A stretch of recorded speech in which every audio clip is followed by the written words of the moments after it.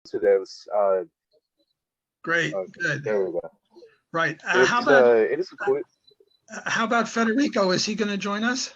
I did send the link and included him, so I'm hoping that he will see that and join us. Okay, great. Yeah. Good. But it is a coincidence. Today there was a ruling on abortion, leaving it up to the states, and you are behind the evictionist theory of abortion. So yeah, I found that really coincidental. And earlier, there's been times where I kept getting confused about the difference between departurism and evictionism. The difference is that evictionism is the idea that the baby can be saved, right? Or the fetus can be saved, it can be possible. But departurism says the baby should be saved, right? Right. I mean, it would be nice if it'd be lovely if we could save all innocent lives. But under present medical technology, if you evict, the baby is only viable outside of the womb in the 3rd trimester.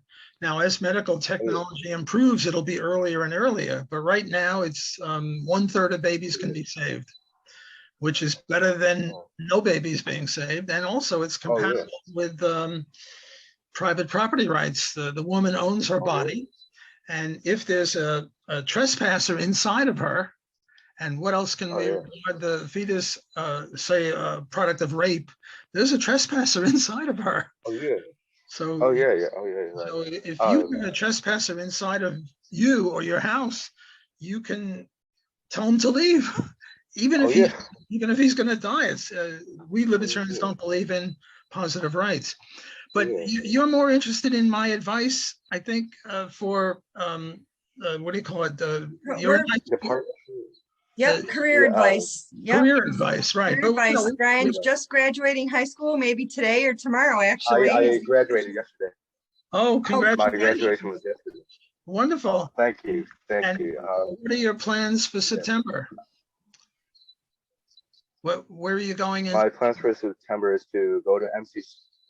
I'm going to MCC for international business. I was planning to do an economics course, but they don't really have that. So the closest to economics was international business. So I chose that. And Faye, would you like to add on to anything or say? Yeah. So what is MPC?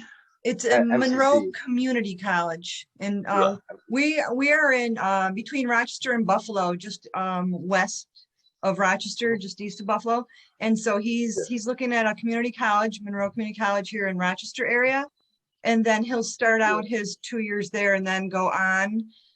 He's got some really great goals, but we were really hoping you could give us some insight and direction for him based on his goal to become a writer, author, journalist. We're just trying to get some ideas on where he could start out to, align him with his career goals.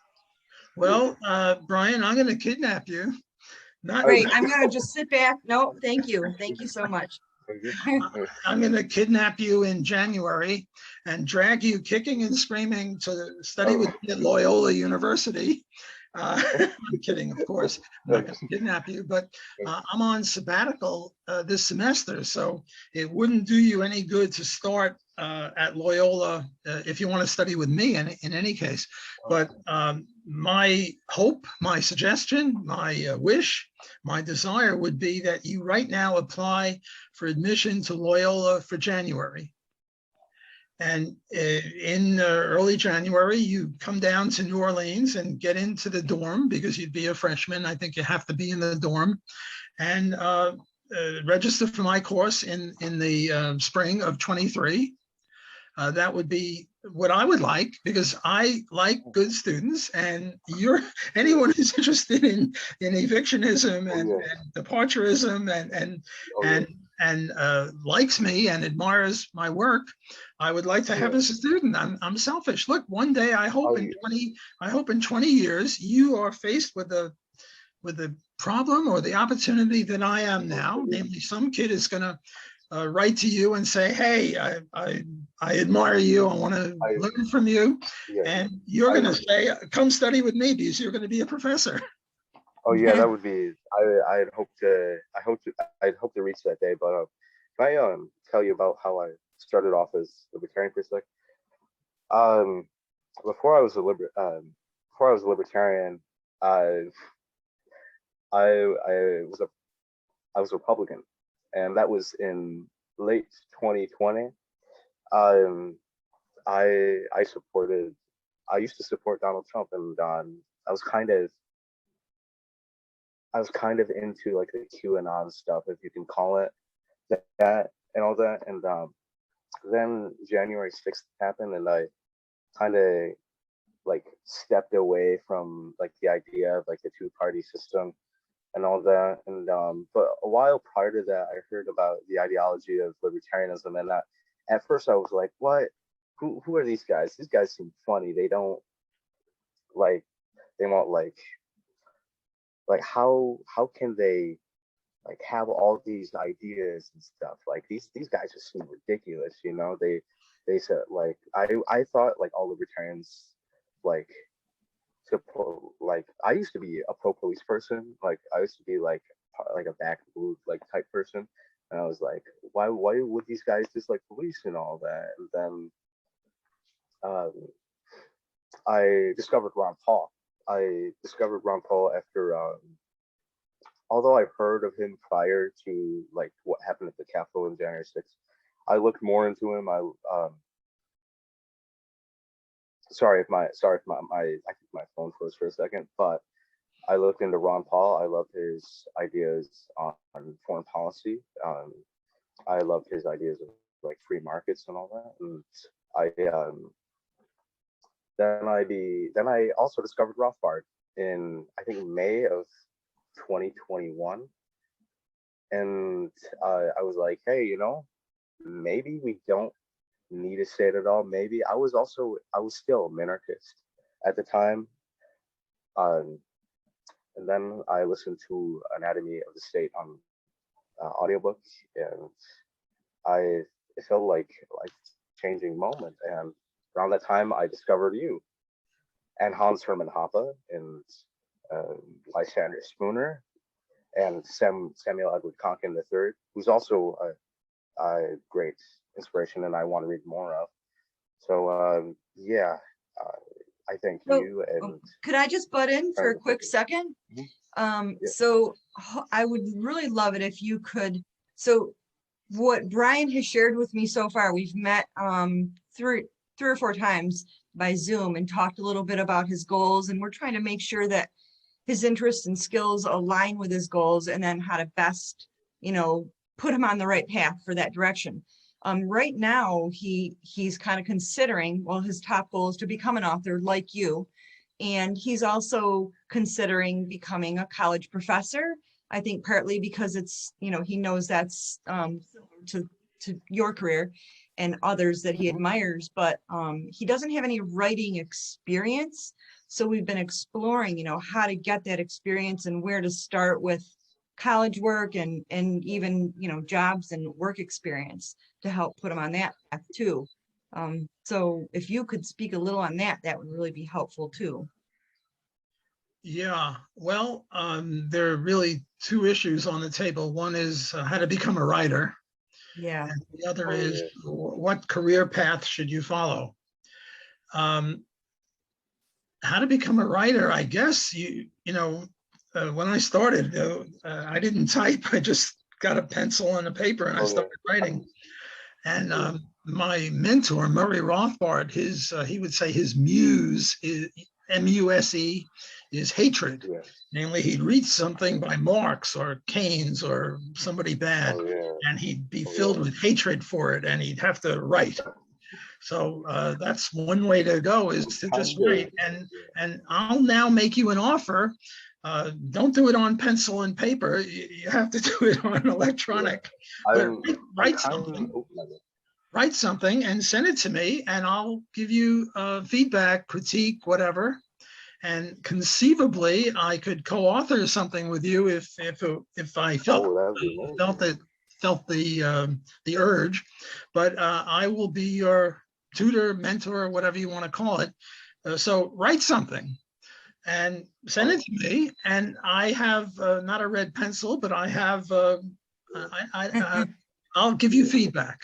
So that would be one way to go on writing. And since you and I seem to be on the same wavelength, namely, we agree on pretty much everything, it'll be very easy. Whereas if you were a Marxist or a Keynesian, I would find it much more difficult. Okay, so that's one issue. How do you become a writer? Start writing. Get a keyboard and get Word. Send me something in Word. I think you're of an age where you're probably better at computers than me. Old people are just not good. Like so write something. Now, as for your career path, there are many ways to go. One, you don't have to be a college professor. The benefit of a college professor is you teach, I don't know, 6, 8, 10 hours a week, and you have plenty of time to write. And you also have an income, a sort of an assured income. So that would be one path to go, one avenue. Another avenue is don't go to college, don't do anything, just start writing and send your stuff to, I don't know, the New York Times, the Atlantic magazine, and see if you can make a living as a writer. That would be another path toward a profession as a writer. Now, my own suggestion would be do both. Namely, go to community college for one semester, then go to a regular college, because I think a regular college would be better for you. And then on the side, write and send stuff to, I don't know, the New York Times or the Wall Street Journal or whatever place you want to publish in. And if you write a lot, then try to get it published as a book. So, don't put all of your eggs in one basket. Don't only try to be a professor. Don't only try to be a writer without academic. Do both. Now, I've given you reason why I want you as a student. Let me now give you reasons why you should come to Loyola or other schools where you'd have at least 1 or 2 or 3 or 4 professors who are sympathetic. Because most professors now in academia are a bunch of lefties, progressives, liberals, whatever. And that's okay. That's good. I'm a fan of John Stuart Mill, who said that the best way to conduct yourself is to know all shades of opinion. So I think it's good that you be acquainted with that. But in many, many universities, there'll be no single libertarian professor. There might be just a few conservatives and the rest are all Democrat liberals. And then the students tend to be that way. And one of the best things of college is making friends. And one of the ways to make friends is to have people your age who have roughly similar views as you do. Well, Loyola has not just me, but 2 other professors in the economics department and 1 other professor teaching business ethics who are all open to free enterprise. And therefore we have, a dozen or 2 or 3 dozen or 4 dozen students every semester who come to our seminars, which is extra over and above classes. And then you'll make friends. And you'll have at Loyola 4 professors who are maybe 5 or 4.5 who are free enterprise, and therefore you're going to have a lot of students.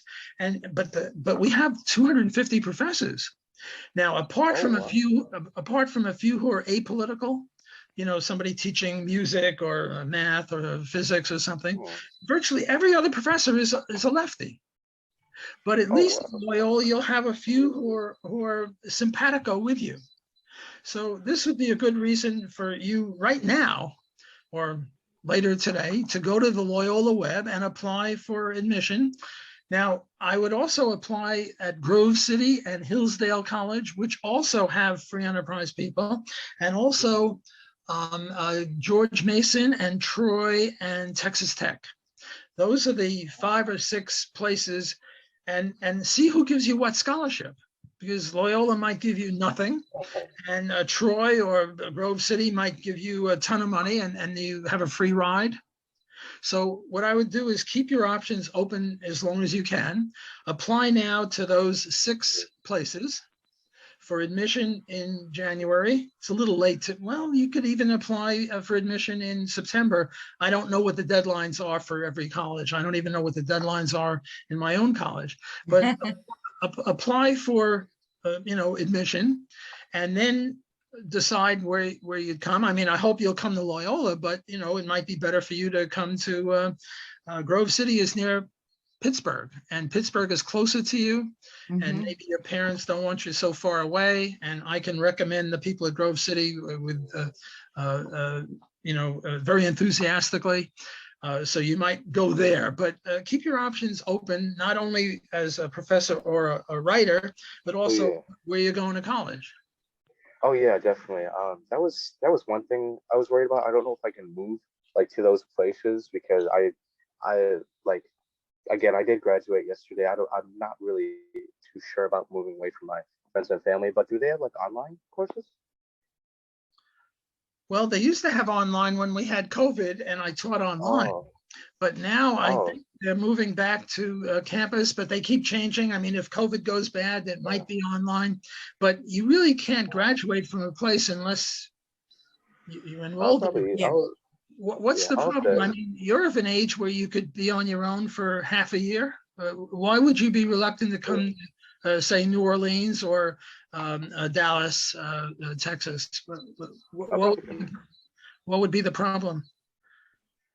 I mean, I don't have the money to move. I don't have the money to move away, but I am planning like after 2 years possibly, or 1 year, I could possibly move. Well, look, you might get a free tuition at Loyola, and you could be my research assistant, and I could pay you. You could work for me, and I think the maximum I can pay you now is $11 or $12 an hour, and you can only work 20 hours a week for me, but I could get you working for me. You would be my research assistant, and you'd have enough money. So I don't think money would be the problem.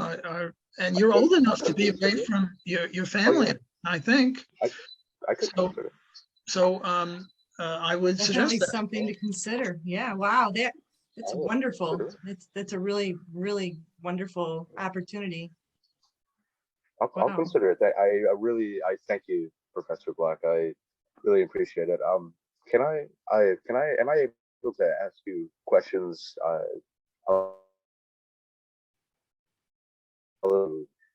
Say something if you can, or if you want. First, let me ask Faye a question. Faye, are you like a counselor at the high school that Brian is now graduating from?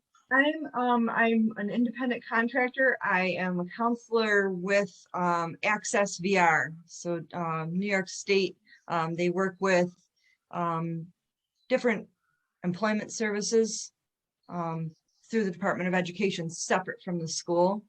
So I see. So you have clients like Brian at other schools as well. Right. Yeah, exactly. Well, in effect, you're his guidance counselor. Yes, correct. Yep. Good. Well, great. Brian, what did you want to ask? So I know you used to go to school with Bernie Sanders. Is that correct? When was the last time you and him ever made contact or something? Was it during school, or was it like much after? The last 2 years, I've invited him to come give a speech at Loyola. And I threatened him. I said, if you come to New Orleans and you don't speak at Loyola, I'm going to be very angry at you and I'm going to kick your butt. We were on the track team together. He was one of the best runners in the city. Did I tell you my Bernie Sanders joke? I don't remember it. No. His joke is that Bernie Sanders doesn't run away from anyone. He doesn't run away from socialism, even when socialism was a lot less popular than it is now. He doesn't run away not only from ex-convicts voting, but even convicts voting. But there's one person from whom he runs away, and that's me. Why? He was one of the best runners in the whole city. His mile, we were in the same distances. He would do the mile in about 4:20 or 4:15. My best mile was 5:05. I never even broke 5. So we start off at the same starting line, and then he runs away from me. So Bernie Sanders runs away from me. That's funny. But nobody else. But yeah, I find we've been in touch with each other every 5 years after college. We were sort of friends in high school, not bosom buddies, but friends, friendly enough so that we're still in touch. And I have no doubt that if his travels take him to Louisiana, he will allow me to host him for a meeting. I had Ron Paul, and I'm going to get Rand Paul. And I believe in putting in front of my students views from all over the lot. And in every class, I'll have a left-wing book and a right-wing book and maybe one of my own books or something. That is amazing. So Bernie and I are not bosom buddies, but you know, we're acquaintances, friendly acquaintances. Yeah, that is amazing, because the funny thing is, even though like I'm a voluntarist, like I'm like a right-wing voluntarist, I actually started getting into anarchism not only just because of Rothbard, but what the video that pushed me into becoming one was a video about Pierre Joseph Proudhon. I think that's his name. He was the founder of mutualism and first anarchist in history. And I was in favor of like kind of all cooperative, like market anarchism. Brian, let me interrupt you. You and I can always talk technical politics, libertarian theory, but we only have Faye for another 10 minutes or so. Correct. So let's not talk about politics or economics or libertarianism. Let's talk about your career. And what we can do next week is you and I can Zoom with each other without Faye, and we can talk about this till the cows come home. But right now, do you have questions about your career path? Because Faye can be of help there, but she's not a technical libertarian theorist, so she can't really be of help in our discussions. Yeah. So maybe I've maybe a question for you. What year was the first time you like made a book or an article? Like, what was your first book? That's not a, well, I guess that's a career. How early in your career, I think maybe, like when, how early did you start? Well, I got converted to libertarianism by Ayn Rand when I was in college. No, I was in graduate school. No, college. I was a junior in college at Brooklyn College. And I was a socialist like Bernie. My views and his were similar. And Ayn Rand came and I converted her to socialism. And she converted me to libertarianism. And I was maybe 21. I was a junior in college. I forget exactly how old I was. But let's take advantage of Faye. What questions do you have about your career path? Like, why are you reluctant to go and study, say, at, I don't know, California, assuming that the money would not be a problem? Oh, yeah. Maybe there's lots of good colleges in California. I could definitely consider like going to New Orleans and studying with you or working with you. I just gotta acquire like the money. I applied to assuming the money was no problem. I have other money that I can give students. A former student of mine gave me $100,000 to give to present students of mine, and I can give you some of that. So forget about money.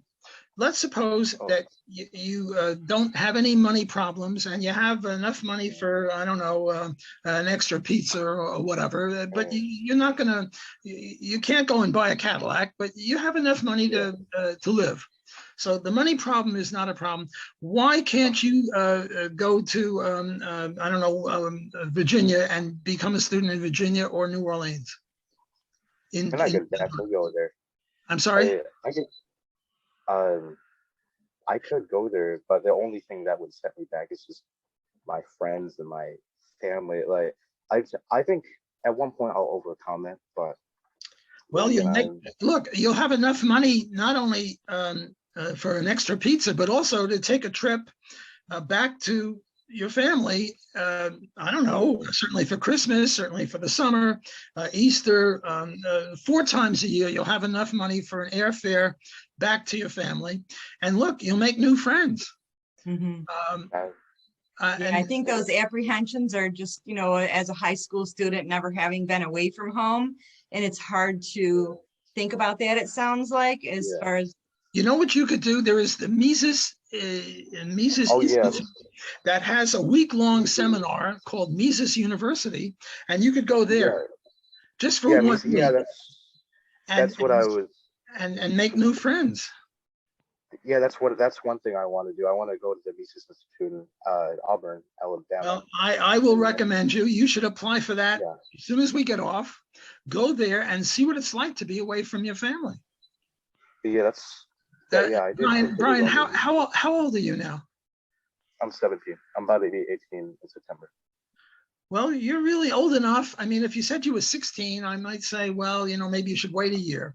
But you're almost 18. Surely you can go to Alabama to the Mises University and see. Yeah, I would not mind that. See what it's like to be away from your family for a week. And then go to your community college for a whole semester. And in January, you're going to be almost 19 or 18 and a half. And you'll certainly be mature enough. And look, your high school friends are very important, and you'll see them all summer, and you'll see them all during Christmas, which is 3 or 4 weeks, and you'll make new friends. And if you go to Pittsburgh, you can drive. I think Pittsburgh is closer to where you are than Orleans. Look, I got to get off now because I have an appointment with Federico at 12 o'clock. Okay. All right. Well, I can't thank you enough for your willingness to meet with us and for giving us this advice. And I'm sure he'll be in connection, and we'll see what we can do to set him up to maybe consider the applications and maybe get help with those. And I've been taking notes and listing the colleges that you recommended so that we can definitely put Loyola on the top of the list, though. Good. Well, I'm glad you take this. Yeah. So yep. And send me the URL for it. Will do. Yep. Thank you so much, Mr. Black. I appreciate it. It was a pleasure meeting with you. Thank you. Thank you so much. Good to meet you. All right, Brian, you stay on. I'll email you. Brian, next week, you and I will Zoom, and we'll talk about politics. Okay. All right. That sounds amazing. I would love to. All right. Have a good one. Take care. Great. Thank you.